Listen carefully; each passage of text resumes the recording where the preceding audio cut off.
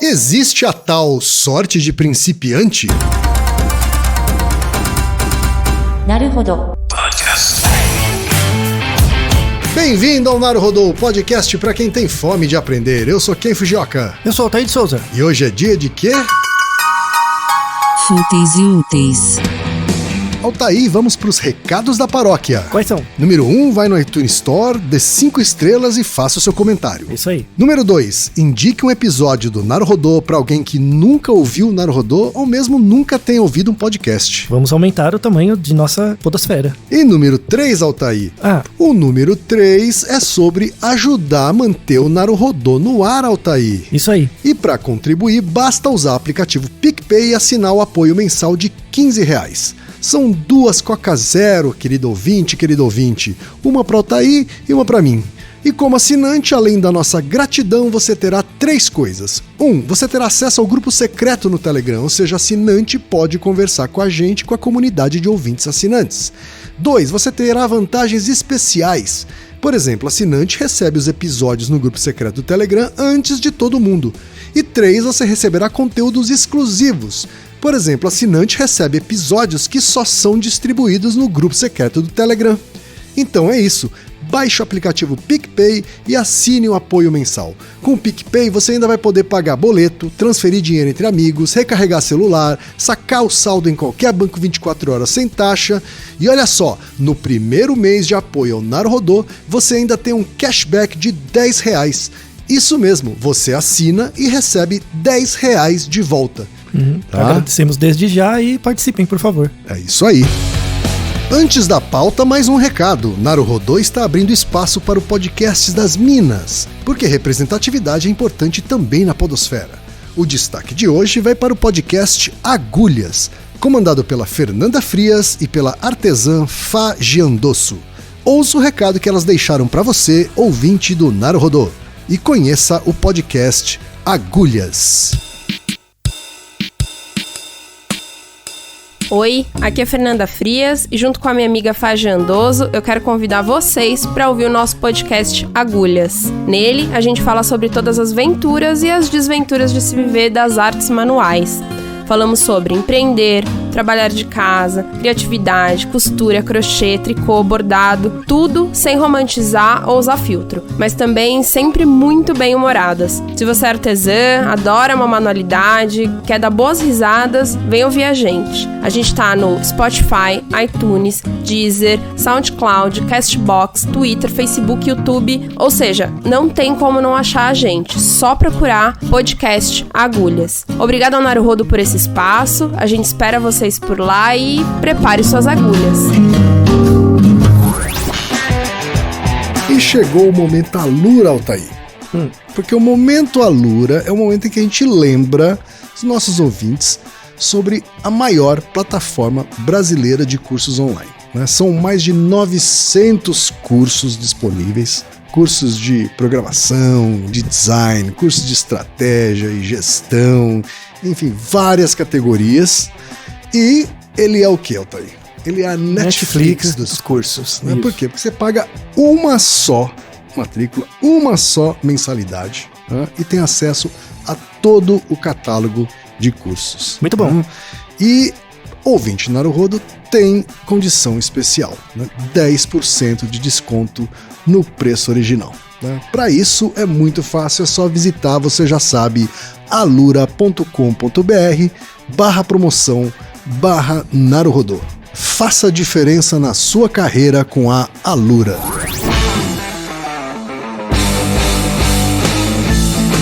Altair, temos pergunta de ouvinte. Olha a sorte do nosso ouvinte em ter sua pergunta ouvida. Será que ele é principiante, Altair? Acho que é a primeira pergunta dele, né? Olha só, a pergunta vem de quem? Vem do Marcelo Moretti, Altair. Marcelo Moretti é aquele ouvinte que não ajuda a gente. Pois é, todos os episódios desenhar o perfil dos nossos ouvintes. Né? Mas ainda assim, Marcelo, a gente selecionou sua pergunta, tá bom? Mas assim, quem for mandar a pergunta, por favor, manda a idade, manda a profissão. Da onde tá falando. Manda da onde tá falando, de que cidade tá falando, tá bom? Ajuda nosso Big Data aqui. Isso. Ele diz o seguinte, Altair: olá, querido Naruhoders. No último final de semana eu fui pescar com uns amigos e foi mencionada a lenda de pescador de que os pescadores menos experientes pegam mais peixes. E me levantou a dúvida: a tal sorte de principiante tem algum fundamento científico? Altair, O que você acha? o que a ciência tem a dizer sobre isso, Altair? Muitas coisas. Muitas coisas. Muitas né? coisas. É pesquisada. Isso. Sim, é um muito. tema pesquisado. É um tema clássico. É isso? Tema clássico. Tem um artigo de 1763 É mesmo? sobre isso. Rapaz, eu mas acho. o que você acha aqui? Eu acho. Você acha que existe eu sorte? acho que a gente só racionaliza isso. Não, viu? mas pensa de novo, como jogador de beisebol e ping-pong. Isso, às vezes a gente fala assim, fulano ganhou de sei lá quem, né? Isso, ou por exemplo... foi sorte de principiante, porque, né, a primeira vez que ele participou de um campeonato e aí acabou dando Tava sem essa pressão, zebra. tava sem pressão. É. Tem várias justificativas, né? Tem. Você nunca parou pra pensar por que isso é tão prevalente? Por que as pessoas principiantes têm, entre aspas, uma sorte? Entre aspas. Porque a gente tem que definir primeiro o que é sorte. Sim. Né? Você tem uma definição, assim, sua? Fala com o coração mesmo. O que você acha que é A sorte? sorte Não precisa ser místico. o acaso. Ah, Eu acho que tem a ver com acaso, uhum. tem a ver com o improvável. Por exemplo, imagina que você joga um bilhete na loteria só e ganha na loteria. Isso é uma sorte? Sorte. É uma sorte. Sorte. Tá. Aí imagina que você tá na rua andando, Porque de é boa. uma probabilidade pequena Muito e baixa. aconteceu. Isso. Aí imagina que você tá andando na rua de boa, de repente cai um meteoro na sua cabeça e você morre. Isso é uma sorte. A sorte também. Também é sorte. sorte. Ao contrário, né? Mas é sorte.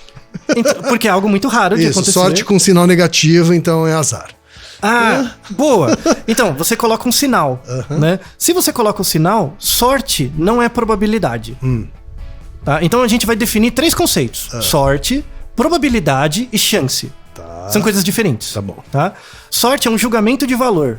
Por isso que você põe um sinal. Tá? É, porque você tá dizendo se é positivo ou negativo aquilo que Isso. aconteceu. E quem atribui isso é o sujeito. É o sujeito que experiencia ou que observa. Certo. Tá? Então não existe sorte na natureza. Existe sorte no agente. Tá? Porque sorte é eminentemente um julgamento de valor sobre uma probabilidade. Ou seja, é a gente que tá inventando. Você tá Nós, colocando, seres humanos, estamos você tá inventando. julgando, né? Você tá Não colocando existe na natureza. Isso. Então, por exemplo, você não pode dizer, usando leis da probabilidade, qual é a probabilidade de eu ter sorte. Porque a sorte existe na avaliação do evento que você tá tendo. Então, ganhar na loteria é um julgamento sobre... É um julgamento positivo sobre a probabilidade de ganhar. Probabilidades não têm julgamento. Sim. Se a probabilidade de você ter uma doença é 30%, não importa se a doença é boa ou ruim. É a probabilidade, é o valor. Não tem sinal. Probabilidade é um valor em módulo, sem sinal. Tá? Sorte e azar aí já é um julgamento de valor. Tá? Então, probabilidades não são boas ou ruins, são quantidades. Então, sorte e azar são probabilidades com sinal. Isso. Não, sim. É você dar sinal para probabilidade. Sim. Então, você pode ter coisas que têm uma probabilidade igualmente baixa, só que você julga positivo ou negativo. Exatamente. Então, por exemplo, tem Acertar na loteria e cair um meteoro. por Isso. exemplo. Porque é legal separar probabilidade de julgamento, porque isso é relacionado com a decisão que a pessoa toma. Pessoas fogem de alguns eventos e se aproximam de outros, não por causa da probabilidade, mas por causa do julgamento. Tá? Então, por exemplo, eu posso... Se fosse pela probabilidade, ninguém jogava na Mega Sena. né? Exato, não tem o julgamento, porque tira o julgamento, né? Por exemplo, você pode estar fumando. Você tá fumando um cigarro. Aí eu falo, tem uma chance de você ter uma chance aumentada de você ter câncer de pulmão. Fala, mas não sou eu. Eu não vou ter essa chance, não é comigo. Eu sei que tá aumentado, mas não sou eu. Sim. Tá? Ou seja, você pega aquela probabilidade e despreza, porque ela é negativa pra você. Tá? Ou, por exemplo, você tá com o bilhete de loteria na mão. Falando, a chance de você ganhar é muito baixa. Por que você tá jogando? Hoje é meu dia de sorte. Ou seja, você pega probabilidades igualmente baixas ou altas e transforma em algo positivo ou negativo em função do seu interesse. Certo. Tá? E chance? Então, vamos discriminar agora. Então, acho que ficou claro dizer que sorte é um julgamento. Tá? É um julgamento sobre probabilidades. Agora, qual é a diferença entre probabilidade e chance? Isso é uma diferença sutil, mas muito importante. Porque diz respeito ao quanto de conhecimento e controle da natureza você tem. Tá? Probabilidades são coisas mais etéreas. São mais matemáticas. Tá? Você está falando de algo mais abstrato. Chance é algo mais cotidiano. Mais seu, que você tem controle. Tá? Quando você estuda Não probabilidade... necessariamente é quantitativo. Os dois quer são dizer. quantificáveis, mas um mostra que você tem mais controle do que o outro. Por exemplo, eu tô sendo bem estrito agora, tá? Bem em teoria da probabilidade mesmo. Quando eu digo que a probabilidade de você ter uma doença é 30%, da onde eu tô tirando essa informação? Eu pego todas as pessoas do Brasil, todas, 100% delas, não deixo faltar ninguém, e observo, de fato, que 30% delas estão doentes. Então, se tem todas as pessoas do Brasil, 30% delas estão doentes, e eu não sei se você faz parte do grupo do doente ou do não doente, mas eu sei que você pertence à população, a probabilidade de você estar doente é 30%. Certo. Tá? Só que para saber a probabilidade, eu tenho que ter acesso à variável em toda a população. Nesse sentido, na nossa vida a gente trabalha muito pouco com probabilidade. Você tem as leis da probabilidade, são leis matemáticas, definidas numa ideia que é chamada ideia de espaço amostral. Mas então, você está dizendo que, nesse caso, a amostra é a população. Você tem toda a população. Você tem a verdade. Verdade com V. Eu sei o que está acontecendo agora. Eu tenho todo mundo, 30% das pessoas estão doentes, logo a probabilidade é 30%. Não é em cima de uma amostra. Não, Você está afirmando não, isso. eu tenho a verdade, né, daquele momento. Tá? Por isso que em teoria estatística você fala que é o espaço amostral. Quando você tem o espaço amostral, chamado de ômega, o espaço amostral você tem controle sobre ele. Você sabe todos os elementos compostos nele e você pode selecionar qualquer um deles. Ou seja, você tem acesso a toda a população. Na vida real das pessoas comuns, do dia a dia, você não tem acesso às probabilidades. A gente tem acesso a amostras. Você tem acesso a coisas, a pedaços, né? Então, por exemplo, agora vamos chamar, sair da probabilidade e ir para chance. Né? Qual é a definição de chance? Chance é uma divisão. Probabilidade é um número, é um valor. A chance também é um número, mas é um número resultante de uma divisão. Que é a probabilidade de acontecer o que você espera, chamada de P, dividido pela probabilidade de acontecer o que você não espera, que é 1 menos P. O que você espera sobre o que você não não espera. espera. Não tem a ver com probabilidade do seu ponto de vista estatístico, então. Não, é uma probabilidade, é uma chance também estatística. probabilidade? É uma chance estatística. Porque, no fundo, e aí é uma coisa sublime, assim, da estatística, que, no fundo, probabilidades e chances falam com uma coisa natural chamada frequência. Coisas mais frequentes são coisas mais prováveis. Você pode pegar o cara com pós-doutorado em estatística, em um lugar que você for, no fundo, ele tá vendo frequências. Coisas que acontecem com mais frequência e menos frequência, só, tá? Probabilidades dizem respeito a frequências quando eu tenho a população toda. Isso. Chances dizem respeito a quando eu tenho variáveis dentro de uma amostra. Então, por exemplo, eu posso pegar uma pessoa que não está doente e uma pessoa que está doente. Não pode acontecer, por acaso, a pessoa não doente estar com um quadro clínico pior do que a pessoa doente? Sim. Porque tem outras variáveis juntos, né? Quando eu olho você, eu não tô olhando só você a doença. Tem várias variáveis. Mas o que eu tenho controle? A doença. A única coisa que eu sei de você é se você tá doente ou não. E eu desprezo outras variáveis. Tá? Quando eu olho probabilidades, eu tô olhando você como um todo. Quando eu olho chances, eu olho o que eu sei de você. E o que eu sei de você? Se você tá doente ou não. Eu não sei outras coisas. Você é muito mais do que a doença. Então, o que é a chance? É a probabilidade de você estar doente dividido pela probabilidade de você não estar doente, que é a informação que eu tenho. Eu só tenho isso. Ou você tá doente ou você não tá doente. Então, por exemplo, se eu acho que a probabilidade de você estar doente é 30%, e isso eu tenho com base na população toda, qual é a chance de você estar doente? 30% dividido por 70%. Que dá menos. Tá? Bem Que dá menos. Dá menos, né? Ou seja, o que isso quer dizer?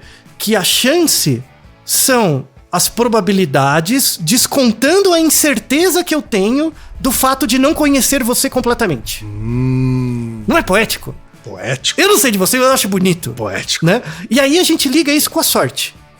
Porque assim, tem a sorte, que é um julgamento de valor sobre uma probabilidade. Só que o que é sorte de principiante? O principiante ele não foi exposto poucas vezes ao fenômeno. Sim. Então, sorte de principiante é um julgamento sobre chances. É chance. Não sobre Sorte probabilidade. presente é chance. Exato. Porque às vezes ele não jogou nenhuma vez. Isso. Então você não tem uma projeção de frequência pra Muito bem. fazer. Isso. Certo? Então, Você tá supondo que o outro cara tem mais chance do que ele, porque ele é principiante. exato. Porque ele foi exposto a um espaço amostral que você não sabe. Então você está avaliando sempre em função de chances. Então, por exemplo, eu posso ir pescar com você e você pesca há 20 anos. Você já pescou centenas de vezes. Você já pescou peixe grande, peixe pequeno, tudo não pescou nada. Aí eu vou a primeira vez com você e pego um peixe de 80 quilos. Sim. É possível? É possível. É possível, claro. É improvável, mas é possível. Sim, mas aí é a sorte de principiante. Por quê? Porque eu não tenho conhecimento estocástico dos meus eventos. Vai que na próxima vez eu não pego nada. Né? Ah, tá vendo? Só na primeira você conseguiu, porque é a sorte de principiante. Sim. Então, o sorte é um julgamento sobre probabilidades. Sorte de principiante é um julgamento sobre chances. Que diz respeito ao desconhecimento que você tem do espaço amostral. Sem Tá? dúvida. Veja que é uma definição bem estatística, assim, bem formal, né? E essa discussão tem tudo a ver com uma discussão de um Naruhodo que a gente gravou lá atrás, que é um dos mais importantes, que é o Naruhodo sobre o Teorema de Bayes. Né? O Naruhodo sobre o Teorema de Bayes, e aí é interessante falar do artigo, vamos deixar na descrição, o artigo Eu acho que é um original... dos episódios mais importantes da nossa história. Eu acho, junto com o do de Aristóteles, né? Que esse também fala, né? O Teorema de Bayes vem do reverendo Thomas Bayes, reverendo, guarde essa palavra. Ele escreveu o artigo que ele lançou a ideia do Teorema de Bayes em 1763. Mas vale a pena ler o título do artigo. O título do artigo é Um ensaio a respeito da solução de um problema da doutrina das chances. Doutrina. Doutrina das chances. E tem que levar em conta que Thomas Bayes, de formação, ele era advogado. Tá. Como ele era advogado, assim, é que não existia o direito formal, ele tinha um monte de coisas, né? Ele trabalhava eminentemente com direito, e em 1763 não se tinha diferença entre probabilidade e chance ainda.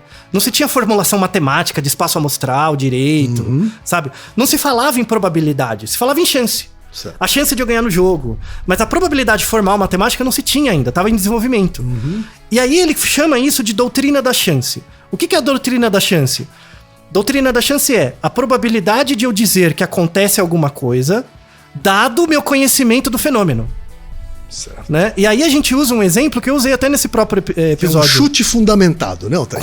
Então, exato, é um chute. Por que é uma doutrina, né? Porque o seu chute, a sua chance vai virando probabilidade ao longo do tempo em função da sua Um experiência. repertório, né? Assim, Isso. Um repertório, assim você tem mais chance Você tem de mais acertar aquilo que você está dizendo. mais previsibilidade, né? Quando você tiver um conhecimento total do fenômeno, aí vira probabilidade. Certo. Né? Então as leis matemáticas da probabilidade, na verdade, elas criam as ferramentas para reduzir a incerteza no momento de entender as nossas chances individuais. Mas eu gostei muito dessa diferenciação porque, de fato, estatística tem a ver com... A probabilidade tem a ver com frequência. Isso. Né? O chance tal também. do F. Isso. De fato, você tem uma frequência para usar como base. Sim. Né? Sim. E na chance, não necessariamente. Na sorte de principiante, especificamente, não necessariamente. Isso. Né? Porque pode ser literalmente a primeira vez que o principiante está fazendo alguma coisa. Exato. Né? E aí ele tem sucesso. Logo na primeira vez. Né? Então eu não tinha história, não tinha uma sequência histórica para me basear, né? E chamo aquilo de sorte de principiante. Isso, que é um julgamento. É. Agora, tô pensando aqui também nas atividades que eu pratico. Né? Diferente de pesca. Sim. Tá? O tênis de mesa, por exemplo. Tá. A chance de eu ganhar um jogo do campeão brasileiro de tênis de mesa, tá? É zero. Entendeu? A sorte de principiante não vai acontecer. Do meu conhecimento. Da minha experiência com tênis de mesa. Entendeu? Porque eu sei que é diferente de puxar a vara de pescar. Né? Você vai ter que ganhar 3 sets do campeão brasileiro. Tá, se for ganhar 1 ponto... Isso, se você falar ganhar 1 ponto, aí eu posso até falar que... Aí essa chance essa chance existe. Tá? Sim. Agora, ganhar uma partida... Então, aí entramos nas questões psicológicas, que envolvem os artigos, tá? Porque assim, a chance é um julgamento. Existe uma probabilidade embutida na chance, só que como você não conhece todo o ambiente... O que eu tenho certeza, isso entendendo teoria de probabilidade, que a chance de você ganhar do campeão brasileiro, dado que você pode jogar com ele N vezes, é completamente diferente de zero. É diferente de zero, não é zero. Tá bom. Pode ser um número infinitamente próximo de zero, mas não é zero. Tá? Porque a probabilidade de um ponto é zero, tá? Se você tivesse 100 reais pra apostar, você apostaria 99 no campeão e R$1 ainda apostaria. Não, eu apostaria em função do número de jogos que você teria. Porque aí eu incorporo o conhecimento do jogo que você ganha a cada... Não, é um jogo só. Não, então, se for um jogo só é mais difícil, tá? Mas do mesmo jeito, toda vez que você calcula uma chance, tem uma probabilidade embutida, só que você tem que dar um desconto do seu desconhecimento da realidade como um todo. Sim. Por isso que ele é um pouquinho diferente. Mas tem a probabilidade. Mas no fundo, chance e probabilidade fala de frequências, tá? Então, por exemplo, vou pegar até o seu exemplo. A chance de você ganhar do campeão brasileiro é uma expectativa que você tem. Não aconteceu o jogo, sabe? Pode acontecer N coisas. Você não tem a noção da probabilidade real. Pode então, pegar um sarampo e não comparecer e eu ganhar de WO. Então, tem vários cenários possíveis que você não consegue estimar a probabilidade. Você consegue reduzir a incerteza sobre a chance. Mas você nunca vai saber a probabilidade. Isso leva em conta o caráter psicológico. Então, por exemplo, pessoas que acham que são sortudas. Por exemplo, eu acho que a sorte está comigo. É legítimo pessoas pensarem assim. Tem pessoas que pensam assim, é um atributo de personalidade e tal. E aí, o que eu quero comentar são de pessoas que pensam assim, que tem esse racional, sabe? Você nunca vai ter acesso às suas probabilidades reais, mas você tem acesso a chances, que é com base em N's pequenos e tal, mas com base nesse N pequeno, você vai criar um julgamento. E esse julgamento pode te ajudar a minimizar a sua incerteza sobre o comportamento futuro. Tipo, você ser uma pessoa sortuda não torna você mais sortudo, mas melhora a sua capacidade de performar. E aí aumenta um pouquinho a probabilidade das suas chances melhorarem. Tá? Que é a ideia do espírito positivo. Aí eu vou mostrar alguns artigos que falam disso. Tá? Então, você tem, principalmente na última década, o que a gente chama de psicologia da sorte. Que são pessoas que estudam, tipo, a sua autoimagem. Tipo, eu acho que eu sou uma pessoa capaz. Eu acho que eu tenho sorte. Eu acho que se eu me esforçar, eu consigo. Esse pensamento positivo, tá? Que é totalmente diferente da psicologia positiva, dessas coisas de mindset. Tá? Se vire você com o seu coaching, essa picaretagem do cacete. Tá? Vamos falar coisa séria. Por exemplo, um experimento. Vamos deixar na descrição. É um artigo em que foram coletadas 700 pessoas. Tá? E todas essas pessoas compraram um bilhete de loteria. Todas. A chance é a mesma, o bilhete era igual. Então, as probabilidades são fixas para as pessoas. Tá? Só que aí se perguntou, assim, dividiu-se essa amostra. Você tem um questionário que chama questionário de percepção de sorte. Você responde um questionário, quanto maior o seu score, mais sortudo você se acha, tá? Que é um desrespeito a você, tá bom? Então separaram as pessoas que se percebiam mais sortudas e menos sortudas. Todo mundo comprou o bilhete, a chance era a mesma para todo mundo, a probabilidade. Só que as pessoas que tinham scores maiores de percepção de sorte achavam que iam ganhar com mais frequência. Elas atribuíam, eu acho que eu vou ganhar com uma probabilidade maior do que aquelas que se achavam com menos sorte. Faz sentido até aí. Faz sentido, é uma autopercepção, mas não afeta o resultado do jogo. Sim. Porque o jogo é desconectado de você, claro, não importa, tá? Claro. Mas será que se eu colocar a variável mais próxima de você, será que afeta o desempenho? Então, aí como assim? Aí um outro experimento, que era assim, pegou-se um grupo de 40 pessoas e fizeram uma entrevista anterior com essas pessoas e verificaram que essas pessoas tinham notas altas nos scores de sorte e elas tinham o hábito de andar com um chaveirinho da sorte, com uma mandinguinha. Alguma superstição. Isso, cuequinha da sorte. Sabe essas coisas que usam? Aquela cuequinha rasgada, sabe aquela coisa? Né? E aí fizeram um teste de memória. Com essas memória de lembrar palavras. Com um grupo de pessoas que tinham esses amuletos e um grupo de pessoas que não tinham. Tá? E aí disseram para as pessoas que assim, traz o seu amuleto. Tipo, traz seu amuleto porque ele vai te ajudar a lembrar mais. Tá? Para as outras pessoas não falavam nada. Né? As pessoas que tinham um amuleto tinham um desempenho 30% melhor. Lembravam mais. Quando o comportamento depende da sua performance, qual que é a variável crítica? Motivação. E o amuleto afeta a motivação.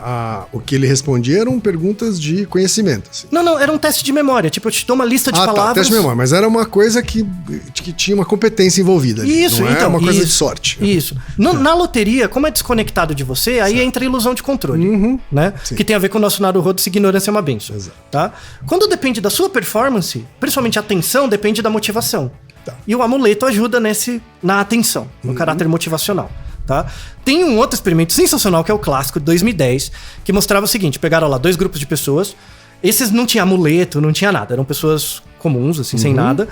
E aí dava um taco de golfe e uma bolinha. A pessoa tinha que... E aí tinha uma marca lá na frente, assim, a 5 metros, e a pessoa tinha que colocar o mais perto possível da marca. Tá. Então, controle motor. É um teste de controle motor. Nenhuma delas tinha experiência com golfe, mini golfe, essas coisas, tá? Beleza. Aí pra metade delas diziam o seguinte, é só coloca a bola ali o mais perto que você conseguir. Só. Por outro grupo dizia o seguinte, essa bola é específica pra você e é uma bola da sorte. Tá? Essa bola é só sua. Mas mentira, todos usavam a mesma bola. Tá? Claro. As pessoas que tinham a bola da sorte colocavam mais perto. Significativamente mais perto. Ou seja, melhorava o controle motor. A atenção na tarefa, a motivação. Sim. Entendeu? Então, quando você fazia perguntas para essas pessoas, assim, você faz uma sequência de frases e diz o quanto que a pessoa concorda, né? As pessoas que concordam com frases do... mais ou menos assim, a sorte está do meu lado. Ou, se eu dedicar muito tempo para essa tarefa, eu sei que eu consigo fazer ela adequadamente. Tá? E aí a gente dá uma dimensão mais psicológica para essa coisa da sorte, que parece muito abstrato. A gente tem um conceito da psicologia que estuda isso, que é essa sua autopercepção consciente, que é chamado autoeficácia. Esse é o termo psicológico. Tá? Eu não posso dizer assim que pessoas mais sortudas performam melhor. Sim. Eu posso dizer que pessoas com mais autoeficácia performam melhor. Porque qual que é a sensação que as pessoas têm? Pessoas sortudas, que se acham sortudas, são pessoas bem-humoradas. Então elas acham que ser extrovertido, leva, assim, ou ser animado, leva você a ter uma autopercepção de sorte e logo você se dá bem. Você consegue perceber esse caminho? Sim. E aí cria-se uma ideia de que pessoas pessimistas não podem ser pessoas que têm sorte, assim, que performam melhor. Na verdade, a variável crítica é a autoeficácia. Tá? A autoeficácia é uma crença, a crença da pessoa sobre as suas capacidades para produzir certos níveis de performance que exercem influência sobre eventos que afetam as suas vidas. Tá? Essa é a definição de autoeficácia. É a crença da pessoa sobre a capacidade dela em função de coisas que ela faz e que exercem influência sobre ela. Mas você está dizendo então que, em outras palavras, que uma pessoa que confia menos em si mesma, que se sente menos capaz, tende a ir pior numa tarefa do que uma pessoa que confia mais plenamente em si mesma. Mais nas suas habilidades. É diferente de ser confiante. Porque uma coisa... Então, tem que separar autoeficácia de ilusão de controle. Tá. Ilusão de controle é eu achar que eu consigo pular de um prédio. Sabe? É total ilusão de controle. Não, eu... sei lá, eu fiz academia 1 ano. Aí eu parei 1 ano de treinar. Falei, agora eu consigo levantar aquele peso. Não consegue, você vai lesionar suas costas. Ou seja, isso é ilusão de controle, não é autoeficácia. Tá. Agora, quando eu tô treinando, eu consigo olhar o meu comportamento e ver que eu tô melhorando. Falando, não, hoje eu consigo. Você entende que é uma construção? A autoeficácia é uma construção, não é uma crença vaga. Tá, agora vamos voltar ao seu paralelo com os amuletos. Sim. Você está dizendo também ali que pessoas mais céticas saem em desvantagem em relação a pessoas menos céticas? Até a página 2. Até a página 2. Então, depende da sua definição de ceticismo. Por isso que eu quero colocar essa Por exemplo, ideia... uma pessoa cética, ela não acreditaria da mola especial. Isso, mas ela podia ter um treinamento para isso.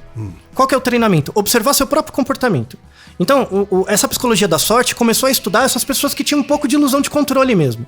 Tipo, eu acho que eu consigo, eu vou lá, eu tento, e se exponho mesmo, e vamos aí, né? Tem um trabalho muito legal que mostra isso, que eles pegaram essas pessoas que acreditam que a sorte tá a favor delas, sabe? Tem um personagem do Tio Patinhas, que era assim, que eu não lembro o nome dele. Gastão. Isso, o Gastão, que ele sempre achava dinheiro na rua. Isso, o Gastão era o sortudo. Isso, ele era o sortudo. Então eles pegavam pessoas assim, que acreditavam que de fato a sorte estava com elas e tal. Ele nunca ficava preocupado porque ele sabia que ali na frente a coisa ia ser resolvida. Algo melhor no futuro me espera, sabe? Esse tipo de coisa.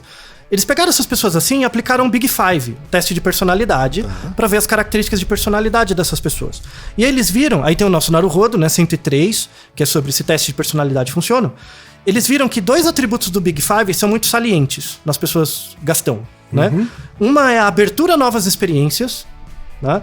E o segundo é a extroversão. Então, as pessoas que se acham mais sortudas têm uma abertura a novas experiências maior e tem uma extroversão maior. Extroversão é diferente de ser não tímido. Tá? Então, extroversão e abertura a novas experiências, em português, claro. Que tá bem associado uma coisa a outra. Isso, né? Mas assim, eu posso ser tem alguém... a ver com grau de exposição. Assim, né? Eu posso ser alguém introvertido, assim, que não me expõe muito em público, mas ser alguém aberto a novas experiências. Em português, claro, isso quer dizer meter o louco. Você quer entender de forma leiga o que é abertura a novas experiências? É meter o louco. Então, os estudos de psicologia da sorte mostraram o seguinte, que as pessoas que se expõem mais a novas experiências, por exemplo, eu tenho um trabalho num escritório. Se eu ficar habituado naquele trabalho do escritório, eu tô reduzindo minhas probabilidades, as chances do que eu tô vendo. Ou seja, eu começo a perceber que eu só sou bom naquilo que eu tô vendo que eu tô fazendo. Minha autoeficácia é ser um bom funcionário de escritório. O que seria abertura a novas experiências? O que você tá fazendo aí? E falar com o cara do outro lado, falar com o outro, tentar uma coisa diferente. Eu nunca fiz uma aula de dança. Faz uma aula de dança experimental, sei lá, aprende a tocar alguma coisa. Vai que você descobre alguma Pula coisa. de paraquedas, né? Isso. Não, ou às vezes habilidades mesmo. Eu sempre tive curiosidade. Começa a cozinhar. Isso. Vai que você descobre alguma coisa. Isso é uma percepção de sorte. Você tá transformando, aproximando as suas chances das probabilidades. Quando você se expõe a novas experiências. Porque você amplia o seu espaço amostral das chances. Tá? Então, a grande chave não é achar que, assim, que é um maldito discurso do coaching. Você é a melhor, tem que ser a melhor versão de você mesmo. Filhas das sabe? Isso tá completamente errado. Não é pra você ser a melhor versão de você mesmo, porque você não tem controle sobre o seu futuro, desgraçado. Sabe? O que você tem que ter? É autoeficácia. É você conseguir descrever o que você é bom, e o que você não é bom, e o que você não sabe que é bom. E ter abertura a novas experiências suficiente pra tentar. Pode ser que você tente seja uma droga, pode ser que você tente seja ok, mas pelo menos você tem uma experiência pra conhecer você melhor. Isso independe do quão cético você é, do quão emotivo você é, do quão namastê gratidão você é, não importa. Sabe? Então, a grande chave desse episódio, autoeficácia é um termo de um psicólogo que é o Albert Bandura.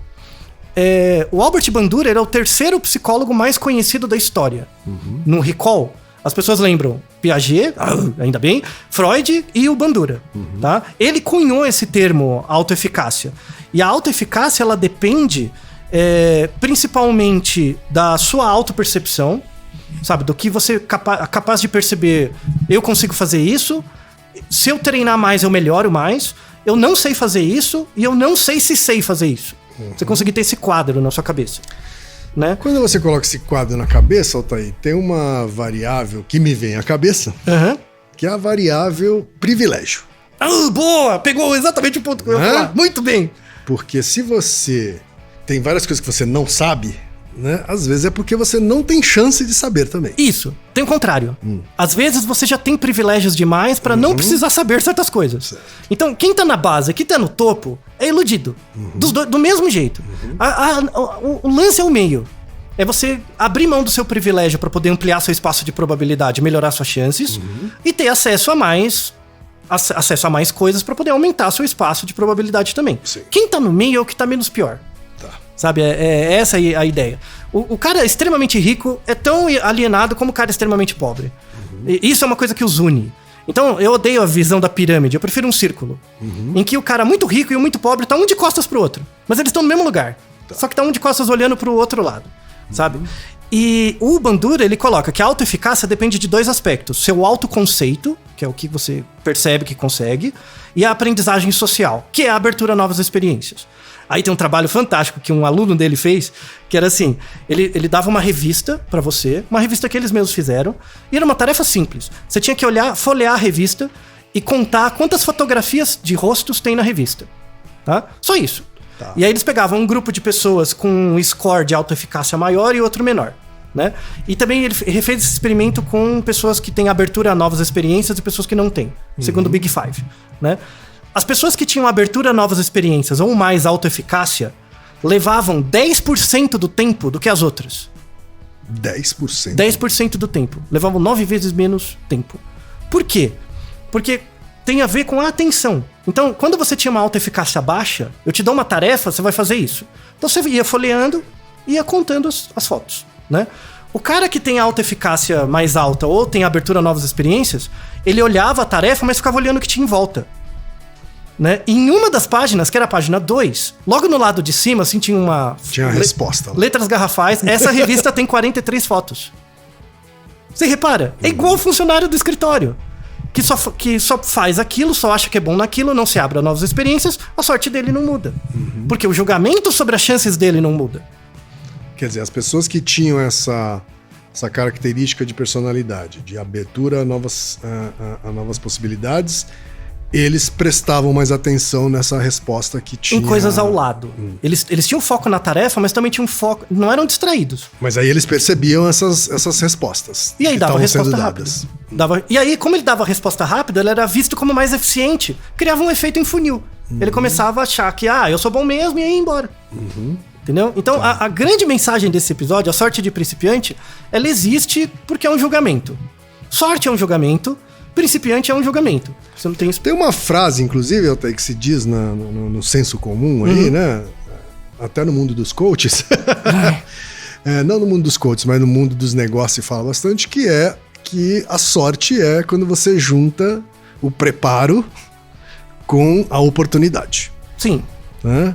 Sim, dá pra se dizer então que dá pra se juntar o preparo com a abertura às possibilidades, isso, certo? é a definição de autoeficácia, de um jeito mais formal e mais testável. Certo. Porque quando eu falo pra você, é uma junção da possibilidade... Do preparo com a oportunidade. Isso, o preparo eu tenho controle. Sim. O preparo é algo que tá a próximo parte de que mim. tá aqui, E a oportunidade tem a ver com você estar aberto a possibilidades e mais oportunidades surgirem. Que é exatamente o teorema de Bayes. O teorema de Bayes leva em conta o que você sabe de você mesmo e o entendimento das probabilidades do ambiente. O que tá perto e o que tá distante. Você não tem muito controle do que tá distante. Mas se você se abrir a transformar suas chances em probabilidades, tentar reduzir esse gap e também conhecer muito bem a você mesmo, é o caminho para você, sua sorte de principiante ser generalizada para outras ações e tornar sua vida menos triste e mais feliz. Olha aí, coach, tem até uma coisa aí pra usar com fundamentação científica. Vai estudar, olha sua cambada de malditos. Eu tenho a mesma raiva entre marqueteiro e coaching. Assim. Por isso que os dois fazem, né? Tem um monte de gente formada Eu acho que, publicidade inclusive, que faz tem coaching. muita coisa relacionada aí entre um e outro, viu? Pelo fim do coaching e a estimulação da autoeficácia nas pessoas. Naruhodô, ilustríssimo ouvinte. E você já sabe, aqui no Naruhodô, quem faz a pauta é você. Você tem alguma pergunta pra gente ou quer comentar algum episódio? Escreva pra nós. podcast@naruhodô.com.br. Repetindo? podcast@naruhodô.com.br. E lembre-se, mande nome completo, idade, profissão e a cidade de onde você está falando. É isso aí. Naruhodo. Esse podcast é apresentado por b9.com.br.